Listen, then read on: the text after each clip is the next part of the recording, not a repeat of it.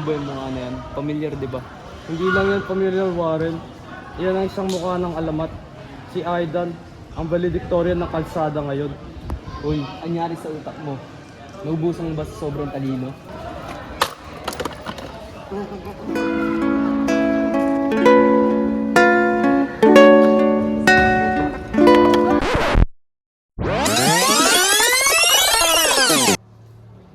Sir!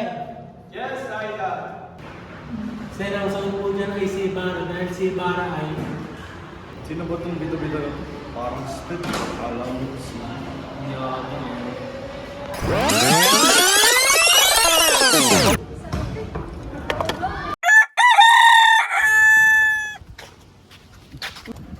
Uy!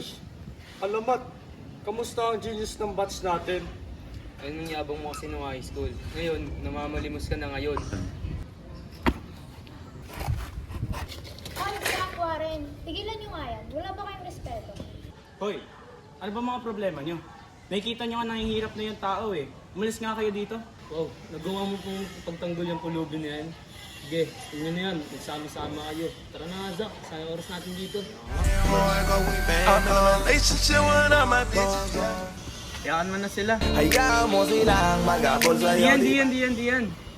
Hayaan mo na. Okay ka lang ba, Aidan? Oo naman. Uy, paano mo alam ang aking pangalan? Hindi mo ba kami naalala? Ano ba yan? Ang hirap naman nito. Nahirapan na naman ako nito bukas sa exam.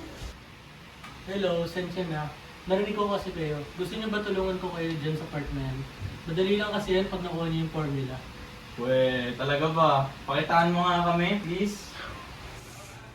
Ito, i-divide mo to. Tapos saka mo makukuha yung analysis.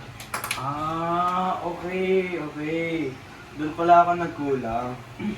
Pero saan ba talaga ako nagkulang?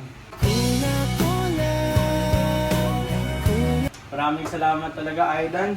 Pulot ka talaga ng langit eh, no? Walang ano man, kaya natin yung exam bukas. Doon tayo nagkakilala, pre. Si Raven ka pala.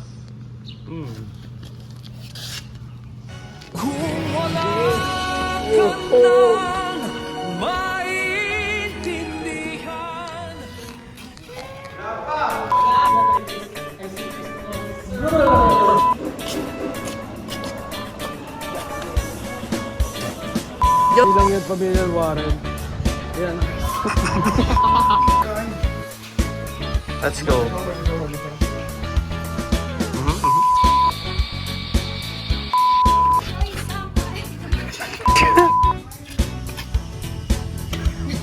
Action.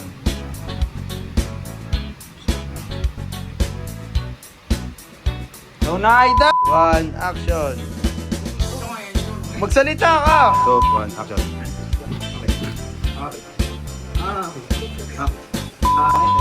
Walang ano man, kaya natin yung exam. One, action.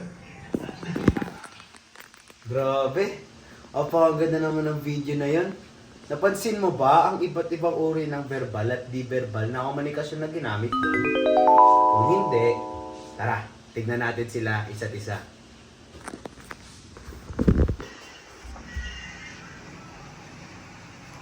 Ops! Teka! Nakita mo ba yon? Ito ay isang halimbawa ng di-verbal na komunikasyon. Ito ay isang affective display kung saan ginagamit ang kilos ng muka at ang kilos ng katawan upang magpakita ng emosyon. Ngayon, magpapakita naman ako sa inyo ng isang halimbawa ng verbal na komunikasyon kung saan ginagamit ang boses at ang bibig upang makipagpalitan ng impormasyon sa isa't isa. Nakikita mo ba yung mukha na yan? Pamilyar, di ba? Hindi lang yan familiar, Warren. Yan ang isang mukha ng alamat. Anyari sa utak mo? Naubusan ba Ngayon, kayo naman, magpapakita ako ng video at sasabihin nyo sa akin kung verbal o di-verbal ang komunikasyon na ginamit.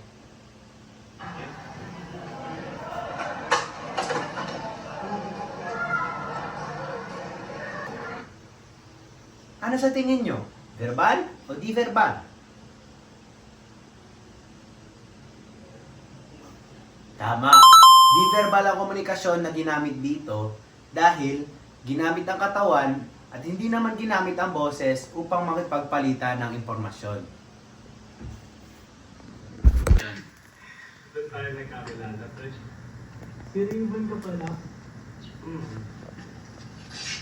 So, ano sa tingin nyo? Verbal o di verbal na komunikasyon? Tama.